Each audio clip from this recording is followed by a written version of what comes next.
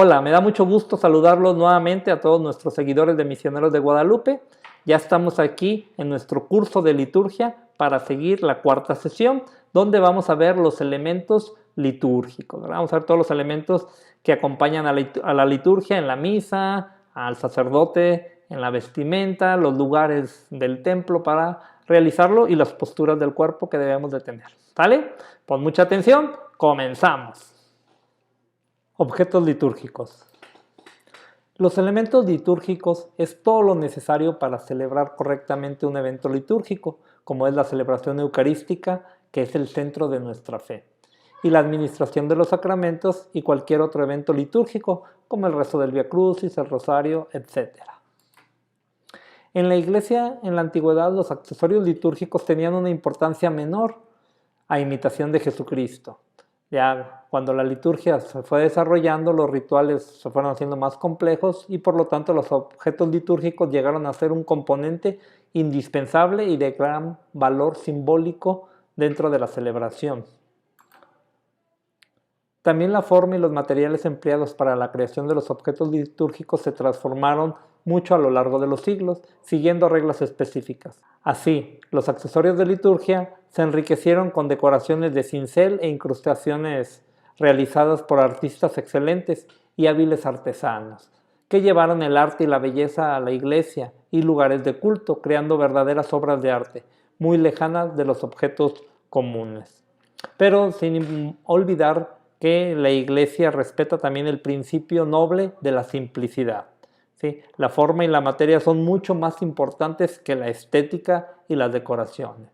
Sin embargo, en la actualidad vemos que muchos de los cáliz y copones siguen siendo de oro o de plata, y estos tienen una razón muy importante por su durabilidad en el transcurso de los tiempos. ¿Sí? Otros materiales tienden a oxidarse, estos materiales, el oro y la plata, son más nobles y a pesar de las décadas pueden seguir manteniéndose muy bien, en muy buen estado. Además, muchos de los objetos litúrgicos deben de ser consagrados, se convierten en sacros porque solo se utilizan para estas situaciones y no se deben de utilizar por ninguna razón en otras cosas. Por eso es cuando se realiza la profanación de lo sacro, ¿no? Que se utiliza algo que es solo para la celebración litúrgica, se utilice para otra cosa. Vamos a ver los elementos litúrgicos que conoceremos. Son lugares inmobiliarios, como lo es, por ejemplo, el campanario, la sacristía, mobiliarios como son las bancas, ¿sí? El confesionario, vestimentas y ornamentos, la ropa que utiliza el sacerdote, las telas que se utilizan, el mantel. Objetos litúrgicos, principalmente todos los que utilizamos para la celebración de la misa. Y los gestos y posturas, estar de pie, sentado, de rodillas, que son los básicos. Bien, aquí vemos las partes del templo católico. ¿Sí? Vemos primeramente, bueno, aquí la nave central con sus bancas. Vemos que aquí tenemos el Vía Crucis, ¿sí? La pilita del agua bendita, el confesionario, ¿sí? La sacristía que está en la parte de afuera, ¿no? Pero pasamos a la parte principal, que es el presbiterio, ¿no? El presbiterio es la parte de arriba donde solamente sube el sacerdote y las personas que lo acompañan para la celebración, las personas que sean necesarias para la celebración, ¿no? Y aquí tenemos el altar, tenemos la sede, tenemos la credencia y el sagrario, ¿no? Que son, digamos, los elementos principales. La fuente bautismal suele no estar aquí, ¿verdad? Está en otro lugar y vamos a ver algunas características propias cuando corresponda. Empezamos con lugares inmobiliarios, vamos a empezar con el sagrario. Es una especie de reservorio donde se resguarda de forma segura las hostias que fueron consagradas durante la celebración. Sí, aquí vemos un sagrario, ¿sí? Debe ser una pieza empotrada, firme, porque ahí una vez las hostias consagradas en la misa deben de guardarse en un lugar seguro, ¿sí? También de aquí del sagrario se puede llevar las sagradas hostias como viático a los enfermos o ancianos para la comunión de los laicos en la próxima misa. También aquí se guarda el copón con las hostias que se pueden utilizar en otra misa. Es una caja fuerte, normalmente empotrada, con doble puerta y diferentes llaves, para que solo los ministros autorizados puedan acceder a las hostias consagradas. Aquí vemos un elemento, vemos cómo tiene esta llave y vemos que tiene doble puerta, ¿no? La vela encendida indica la presencia real de Cristo. Esta vela que vemos aquí al lado, sí, normalmente es lo que le llamamos la vela del Santísimo. Normalmente no es de cera, es un aceite y está el pábilo ahí nadando en el aceite. Debe de estar prendida todo el tiempo que haya hostias consagradas en el sagrario. Vamos a pasar ahora de los lugares inmobiliarios a otro mobiliario que es el altar. Viene de la voz latina alta, que significa alto y elevado, y ara, que significa piedra de sacrificio. Es el centro de la celebración eucarística, pues en torno a él se celebra la misa. Pues aquí lo vemos, sí, pero aquí vemos una mesa, ¿no? Entonces, en las primeras comunidades cristianas, cuando se celebraba el culto en las casas, el altar era una mesa de madera redonda o rectangular. Con el tiempo, el altar fue una simple mesa de piedra de una sola pieza consagrada por el obispo, como vemos aquí en esta foto, ¿no? En muchos lugares se acostumbra a utilizar este tipo de altares, ¿no? Una piedra rectangular que funge también como mesa. En esta mesa estaban encerradas las reliquias de los mártires. Más propiamente aquí vemos, esta es la piedra del altar. Aquí donde llevaba se acostumbraba a incrustar una reliquia de algún santo. También existían altares portátiles que se podían llevar de un lugar a otro. Estos eran de piedras cuadradas de tamaño adecuado para que en ella entre el cáliz y la hostia. Esta piedra o altar se incrustaban en la mesa. Aquí vemos uno móvil, aquí vemos, este es el altar, esta piedrita que está aquí, ¿sí?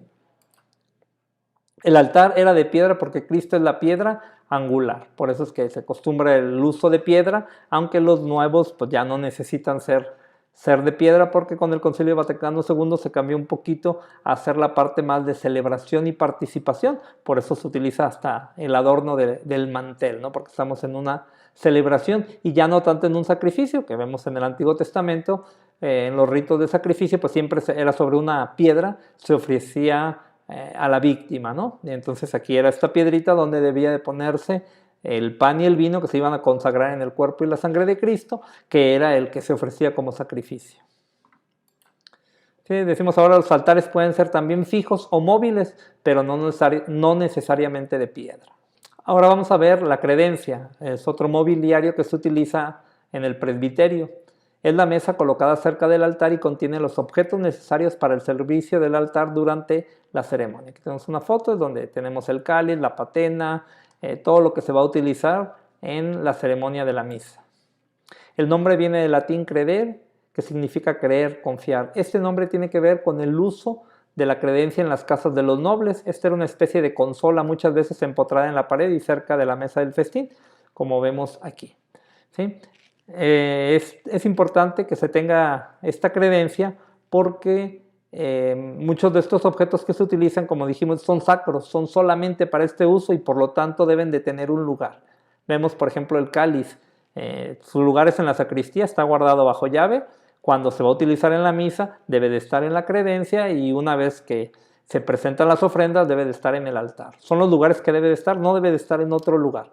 Por eso es muy importante el uso de la credencia. Y también es importante que en el altar no se llene de cosas, de objetos que a veces por el lugar, cuando se realiza la misa fuera del lugar sacro, fuera del templo, pues a veces el sacerdote lleva y se utilizan mesas de altar muy pequeñas y amontonan ahí muchas cosas, ¿no? Entonces tenemos que dar que esto solamente es para que esté en el altar lo que es el misal romano y los elementos del ofertorio. Bueno, como ya dijimos, en la creencia se coloca el cáliz con los purificadores, las vinajeras, una bandeja y el manuterio. La toalla pequeña que utiliza para secarse las manos del sacerdote es los principales elementos.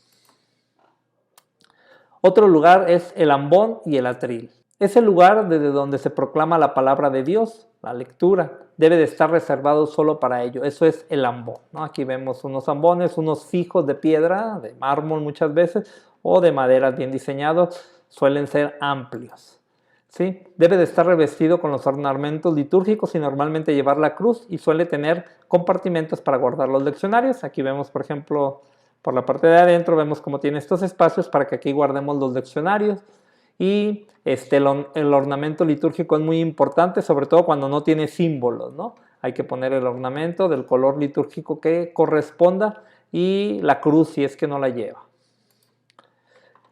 Los avisos y otras comunicaciones no se deben de dar desde el ambón. El monitor debe de tener un atril que debe ser más sencillo que el ambón y no debe de tener la cruz ni ornamentos. Aquí vemos, por ejemplo, estos. Aquí tenemos este es el ambón y este más sencillo el atril. En muchos lugares se utiliza este tipo de atriles, ¿sí? Y a veces se utiliza para que haga la función del ambón. Entonces, cuando va a usar la función del ambón, se le debe de poner el ornamento litúrgico al tiempo litúrgico que corresponda. Entonces ya sabemos que es el ambón. Hay otro atril que es el atril móvil, ¿sí?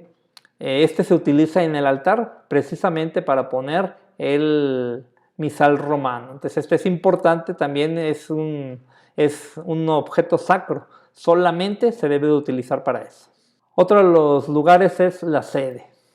La sede, también es mobiliario, se llama el asiento reservado para el que preside la celebración en nombre de Cristo. ¿Sí? Es una silla que normalmente trae más alta y trae una cruz. La sede es el lugar propio del que enseña, del que tiene autoridad y debe distinguirse de los demás que acompañan cuando son concelebrantes de la misa, ¿no? Entonces, por ejemplo, aquí vemos, ¿no? El celebrante debe de ocupar esta silla y si hay más sacerdotes que celebran, deberían de ocupar las demás sillas o la gente que acompaña al sacerdote en la celebración. Vemos cómo en todos estos modelos se distingue claramente cuál es la sede, la principal que debe utilizar el celebrante. Cuando es el obispo el que preside en su templo denominado, que es la catedral, lo hace desde su cátedra. Esta sede se llama ahora cátedra. Y es muy común que en la catedral celebre el obispo normalmente con varios sacerdotes, ¿no? Que son concelebrantes, entonces también se tienen unos asientos especiales, ¿no? Aquí vemos en la Basílica de Guadalupe, ¿sí? Aquí está la sede, aquí está el obispo, y este es el lugar para los demás sacerdotes. Debe de reservarse o dejar vacía la sede cuando se realiza alguna celebración litúrgica que no es precedida por un sacerdote, ¿no? En comunidades, en tierras de misión, pues es muy común que hay celebradores de la palabra, entonces, y que a veces el sacerdote celebra la misa una vez al mes o solo en las fiestas patronales, y entonces un ministro de la palabra es el que realiza la celebración. Puede ser un laico o puede ser una religiosa muchas veces. Entonces es muy importante que no ocupe la sede, ¿sí? Para mostrar al pueblo, ¿verdad? Que la sede está vacante, ¿no? Y que también es muy importante orar por nuestros sacerdotes. Repetimos.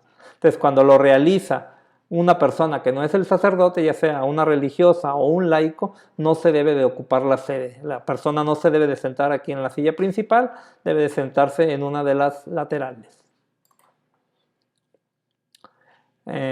Vamos a ver algunos lugares y mobiliarios varios. Sí, primeramente vamos a ver la sacristía. Es una habitación contigua al templo donde el sacerdote y los ministros se revisten de los ornamentos sagrados, también se guardan ahí. No forma parte del conjunto litúrgico, pero tiene un papel importante en la preparación digna del culto.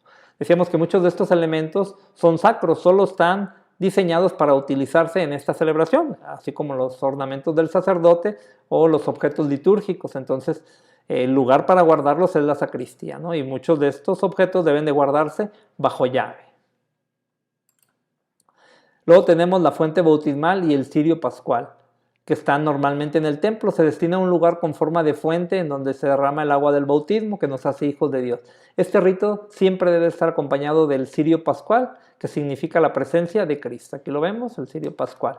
Ahora existen varios lugares para hacerlo. Muchos templos tienen un lugar específico, una capillita para el bautismo, ¿no? Le llamaríamos bautisterio, ¿no? Ahí es el lugar propio. En otros se utiliza una pila bautismal móvil, ¿no? Que podemos poner al principio y luego retirar, ¿no? Y en muchos lugares puede ser fija o puede ser móvil. También tenemos la pila de agua bendita, que es un recipiente de piedra o otro material situado a la entrada del templo, ¿sí? O de la iglesia, que contiene el agua bendecida para que se santigüen los fieles al ingresar. Sí, aquí vemos algunas antiguas empotradas y otros de tipo más moderno que ya se cuelgan en las puertas de la entrada. no es un elemento indispensable, pero que se utilizaba mucho en la antigüedad, ¿no? La gente entraba, tomaba el agüita y se santiguaba a la hora de entrar, ¿no? Hay que recordar que es un sacramental, ya lo veremos en la siguiente sesión. Otro de los mobiliarios es el confesionario, ¿no? Es el mueble donde se imparte el sacramento de la confesión. Normalmente está dentro del templo, ¿sí? O en algún lugar adjunto, ¿no? Tiene esta forma para que el sacerdote esté sentado y a los laterales confesar a la gente, ¿no? Se acostumbraba de que no se viera la persona, el sacerdote no necesita saber quién es, ¿no? Entonces antes del Concilio Vaticano II esto se resguardaba mucho, ¿no? La identidad de la persona, ¿no?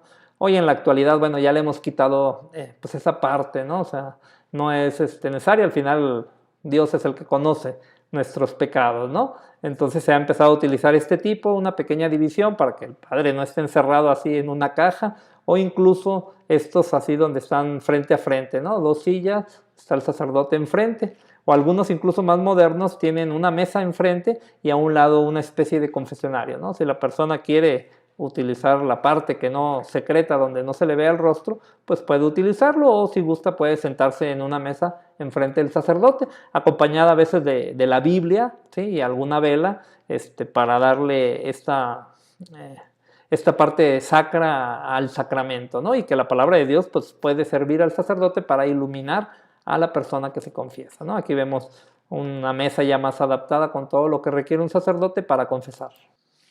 Bien, vamos a ver las vestimentas y ornamentos. Los vestidos de la liturgia no son signos de poder o autoridad, más bien nos recuerda que quienes los llevan están actuando como ministros de Cristo y de la Iglesia. Las vestiduras también ayudan a dar un carácter festivo y sagrado a la celebración.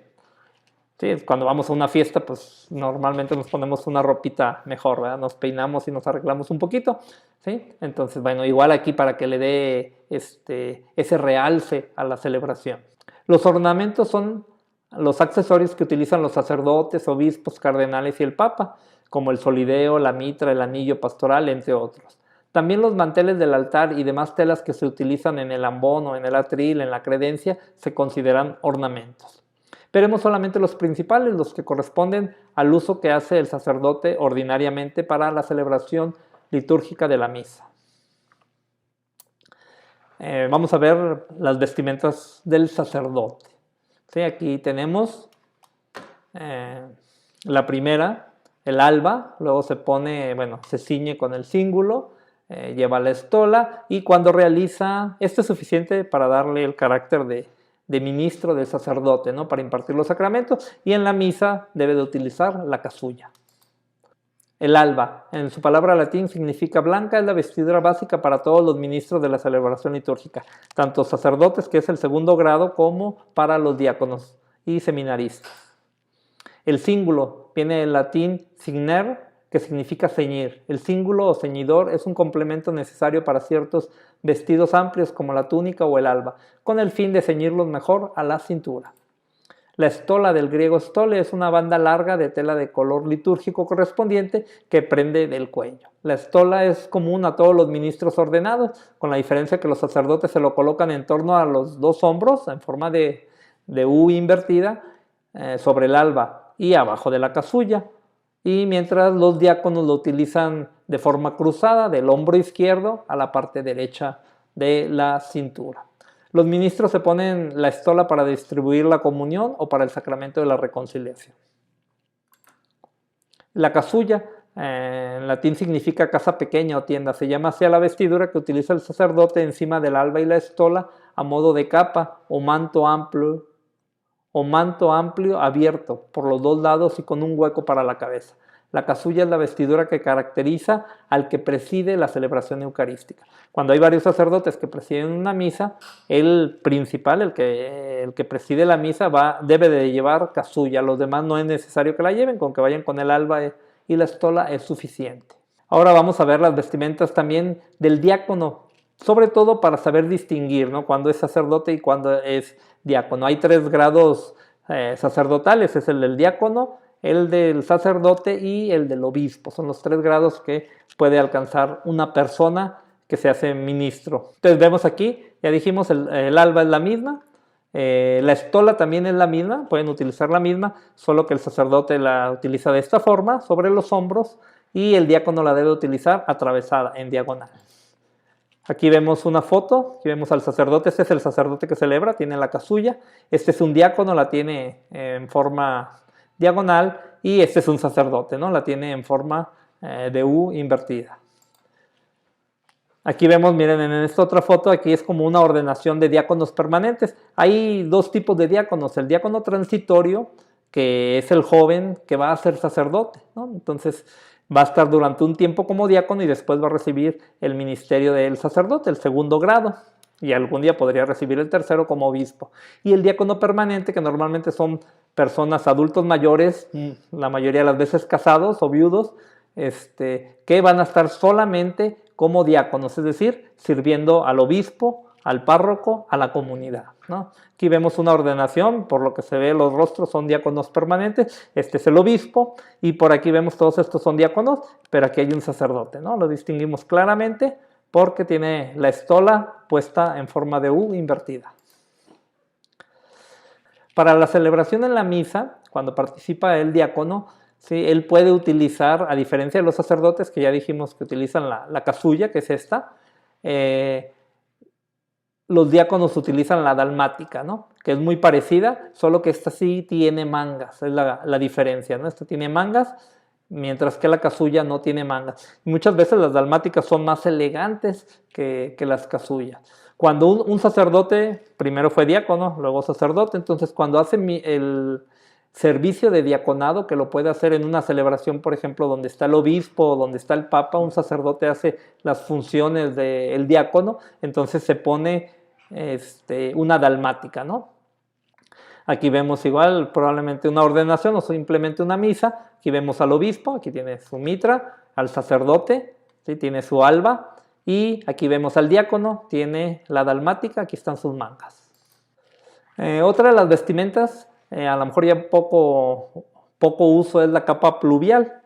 Es una capa abierta por delante, cubre toda la espalda del sacerdote y llega hasta cerca del suelo.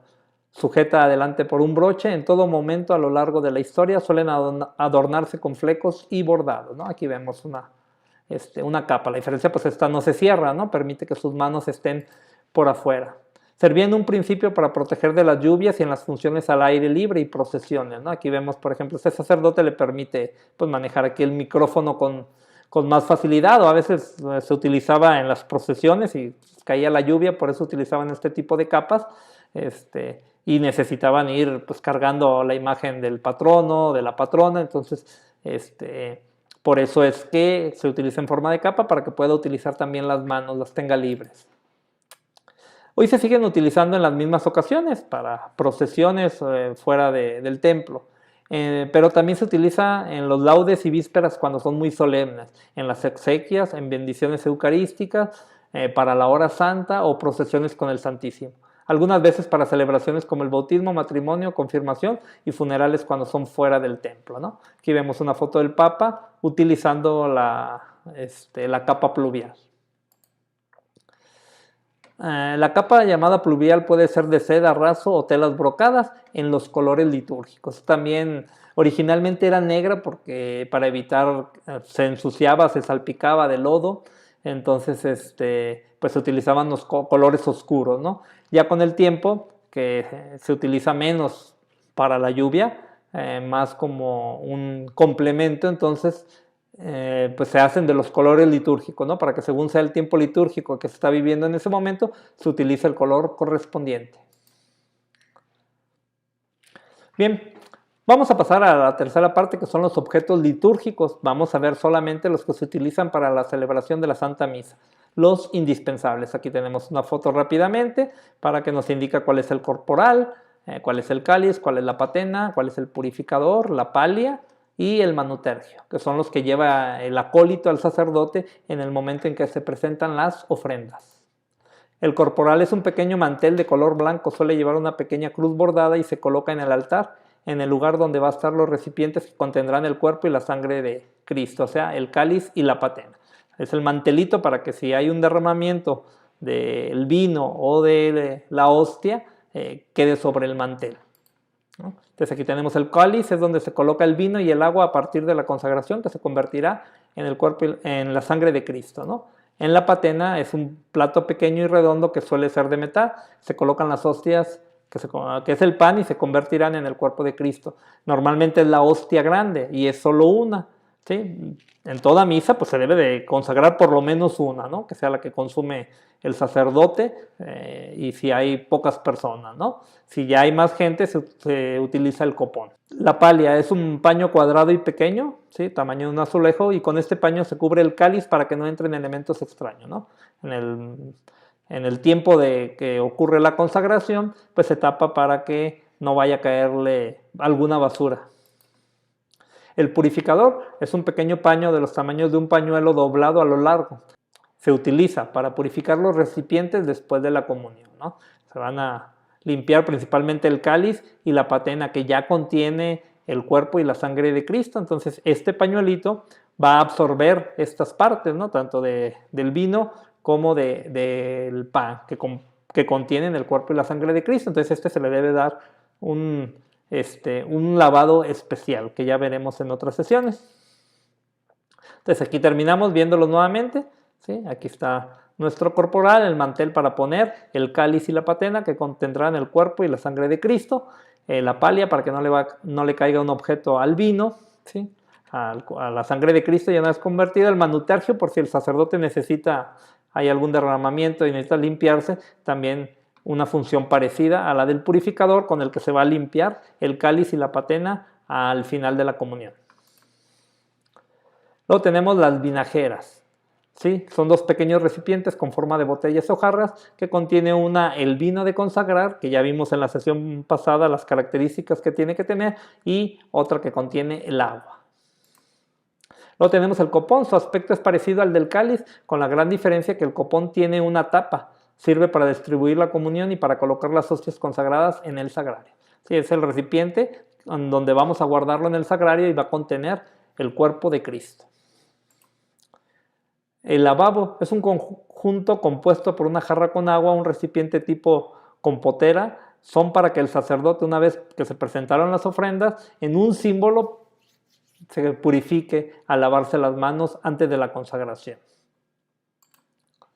El acetre hisopo contiene el agua bendita con la que se realizan las bendiciones, se utiliza para rociar el agua bendita, ¿no? Aquí lo vemos, ¿sí? Tiene el hisopo que nos permite aventar el agua. Muchas veces no la hay, el sacerdote agarra una flor, ¿no? Se llena de agua toda la manga, pero estos están muy bien diseñados, ¿no? Nomás que con el tiempo pierden esa capacidad de absorber y dispersar el agua, se tienen que renovar constantemente. Vamos a ver el incenciario y la naveta. El incenciario y la naveta. El incenciario, en él se ponen carbones encendidos sobre los que se arrojan granos de incienso molido para producir un humo perfumado. Y la naveta es el recipiente, así como forma de lámpara, así como la de Aladino, con una cucharita que contiene el incienso que se utiliza en la mesa. Entonces estos dos pues van juntos, ¿no? Se toma el incienso, se pone sobre el incenciario. Las campanillas o campanas es un conjunto de 4 campanas pequeñas con una manija en el centro para asirla. En la consagración se toca mientras el sacerdote tiene en alto la hostia consagrada y continúa durante la elevación del cáliz. Es el momento en que muchas veces la gente se acostumbra al escuchar la campanita, es cuando se arrodilla, ¿no? Pero nos arrodillamos mucho antes, como ya vimos en la sesión pasada.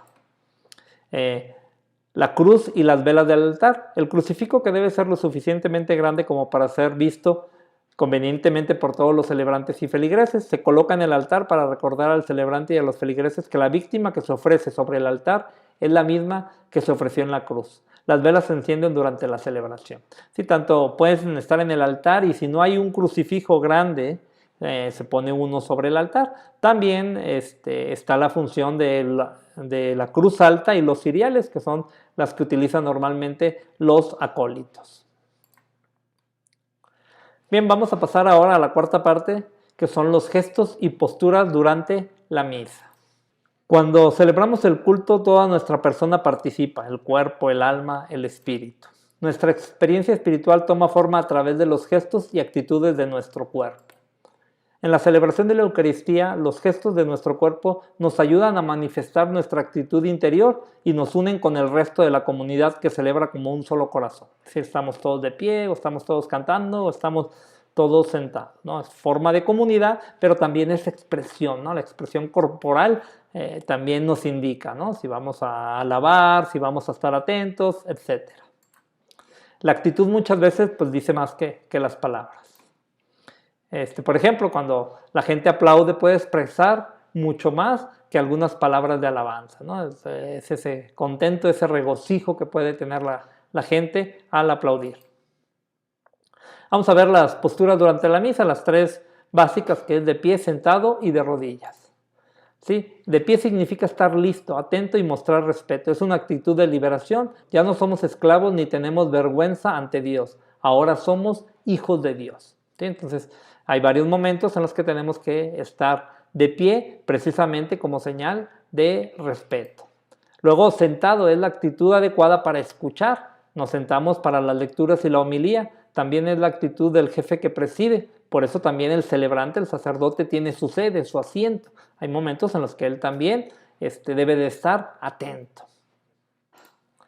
Luego, de rodillas, es un gesto que implica la actitud de humildad, de quienes reconocemos la grandeza de Dios.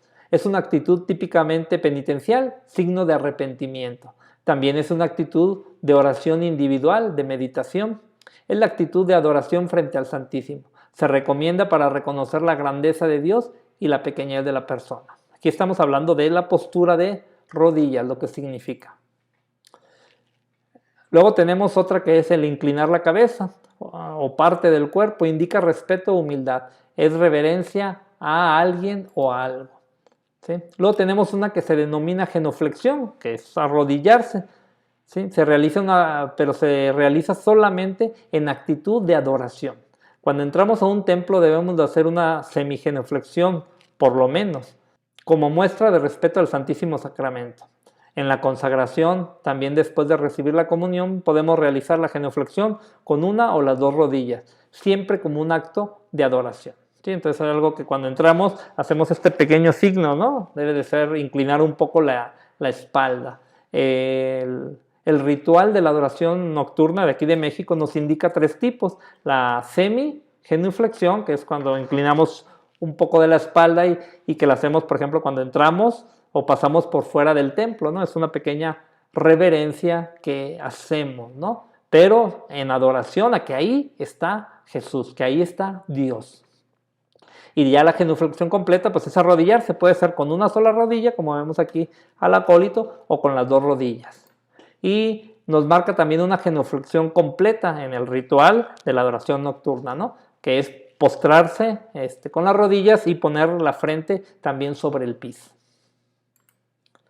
Las manos extendidas es una postura orante que nos recuerda la crucifixión del Señor. También indica apertura para recibir lo que Dios nos da. En los primeros siglos, pues esta fue la actitud común de todos los cristianos para orar. ¿Sí? Siempre que se oraba se levantaba las manos. Ahora la usa el sacerdote en las oraciones que dirige en la celebración de la misa. También muchos sacerdotes nos invitan en la oración del Padre Nuestro a elevar nuestras manos como símbolo de oración que hacemos al Padre. Aunque en la liturgia la rúbrica nada más dice que el sacerdote lo debe de hacer, no dice nada sobre el pueblo, así que si lo hacen o no lo hacen tampoco está mal. Lo importante es que lo haga el sacerdote, como ya comentamos en la sesión pasada. Bueno, pues vamos a trabajar, ¿no? Recuerden, para aquellos que quieren recibir una constancia oficial, debieron haberse registrado y a su correo electrónico se les enviará el enlace donde deben de resolver el cuestionario, ¿no? Y para los que nada más están viendo este video, pues aquí les dejamos unas tareas de investigación para que profundicen un poco más. ¿Sí? Investiga y conoce los símbolos episcopales. Vimos solamente los del sacerdote y los del diácono, pero el obispo también tiene sus ornamentos y vestiduras, igual el cardenal y el papa. Menciona algunos elementos litúrgicos que faltaron, como una vestimenta, hay más vestimentas que no comentamos del sacerdote, un lugar, un mobiliario, ¿sí? Hablamos al principio, por ejemplo, del campanario, ¿no? O un objeto sacro, ¿sí? También hay más objetos sacros que no mencionamos y alguna postura o gesto que no hayamos comentado. Y aquí muy importante, investiga bien qué objeto o lugar es la cátedra y por qué se le llama así.